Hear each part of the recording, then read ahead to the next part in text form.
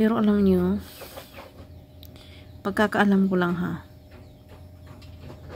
once na in love ang lalaki, lahat ibibigay niya sa'yo. Lahat ng pag-uunawa, sa una, lahat, basta lahat all good talaga, sabi ko nga kanina, ibibigay sa'yo. And, gusto makatira, una pa lang. Doon mo malalaman na in love ka. Pag napas mo ka na, pag wala ka ng kain, buong araw. Sana all in love.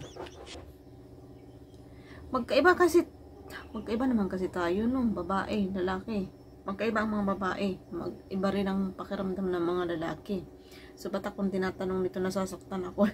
Ito nasasaktan ako lagi itong nasa comment section ko talaga. Wala akong alam dito kasi hindi naman ako lalaki. Siyempre, magkaiba naman tayo.